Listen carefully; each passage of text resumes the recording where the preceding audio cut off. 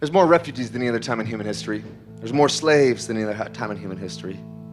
A lot of the girls that I hang out with in Latin America, they're running from extreme violence. And they'll run across borders from one country in South America to another. They'll get picked off by traffickers, seduced into the slave trade. These are some guys in Latin America that I helped train. You know, the computers were in Spanish, and I had to train them on how to use a computer. I barely speak a little bit of Spanish. And the sorrow is heavy. And part of the reason why I love telling this story is because I'm just a kid from Nebraska. We've raised, $250,000 so far for the Exodus Road. And it still feels so insignificant. All the work we do against these injustices feels so insignificant. There's hundreds and hundreds of girls for sale on the streets of Southeast Asia and Latin America and India. And I can't do anything about it, it seems like. And yet we do a little bit at a time. We continue to use our songs to shine a light on injustice and slavery. And I get to hang out with some men that have given their lives to this work, some amazing women that have given their lives to this work. But it's hard to describe what it feels like to sit with a 15-year-old girl that's for sale. She's drinking 10 to 12 shots of tequila a night. She's hanging out with men that are 3 times her age, 3 times her weight. They touch her, they take her upstairs to the short-time rooms. And I'm there to capture evidence of it, along with a team of Exodus Road operatives. Evidence that is going to lead to her freedom, I hope. And sometimes we communicate with a cell phone, using Google Translate. Her feet are tired.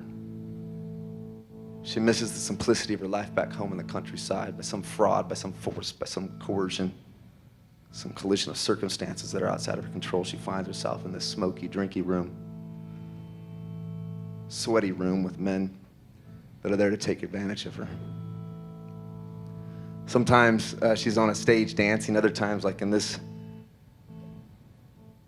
video, she's behind glass like in an aquarium, and men from all over the world smoke and drink on this side of the glass where we're sitting, and then on the other side of the glass are girls with numbers on their bikini tops or the bikini bottoms, and you pick a girl out by her number and take her upstairs or downstairs to one of the rooms they have provided. Sometimes they're in a lineup where you're supposed to just pick out a girl. And I'm there pretending to be like all these other punks that are there with the purpose to find evidence using covert camera gear, using cyber forensics gear, evidence that's going to build a targets package that we can go back with law enforcement, take these clubs, this group of clubs, this one club, back to law enforcement and make a raid on that club. And that happens again and again. Recently, a club that was raided by our team in India, that brothel was bulldozed to the ground, literally by a bulldozer. And that sends a message to these punks that are taking advantage of our daughters. It sends a message that somebody's watching, somebody believes in the words of the King of the universe, as he quoted an ancient prophet Isaiah when he said, "The Spirit of the Almighty is upon me. And I have been anointed to proclaim good news to the poor." And a lot of times the good news in this part of the world doesn't seem like good news for the poor, that's for sure. But Jesus Christ's good news, it was good news for the poor, that's what he said. And then he said to proclaim freedom to the captives, liberty to the prisoners, and a restoration of dignity to the oppressed and the downtrodden. And sometimes the gospel, the good news, it has to look like justice. We got to say that we're not okay with stuff like this going on our watch. And we feel insignificant. It feels so small. I feel so inadequate. My voice is so tired out. And that's just one voice in the darkness. It's just one candle. And I want the sun to rise. But we do what we can. And we celebrate when we have victories.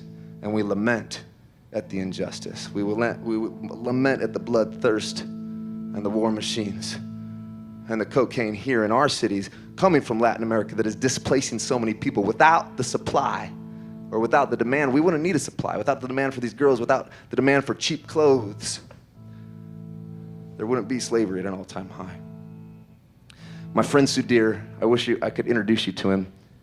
He is from India.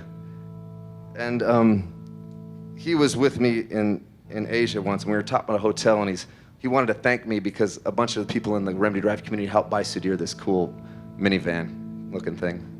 And he drives that thing all over India, and he rescues girls in it. And he was telling me about one of the first rescues, and it's so endearing the way he said it. He says, because of the vehicle, the brothel owner thought we were the rich customer. And they offered Sudhir 4 virgin girls that day, and they rescued all 4 of them, plus 2 others, the first time he used that vehicle. And we're up and the wind's blowing on the top of this roof of a hotel we were staying at. And whenever the maids would come in to walk through to take clothes off the clothesline, he would whisper to me and he'd tell me stories of raids, stories of rescues, stories of like operations that were still in progress. And he talks about going into these locked brothels where you go in, sometimes you park and they put a gate closed behind you. And he says that when he goes in, they'll lock a door behind him and then lock a second door behind him, and the girls are just stuck in there. They have nowhere to go. And as he's talking, I started writing some of this lyric. He says, some of the girls, they haven't seen the sunlight for days, and that's where we got this song from.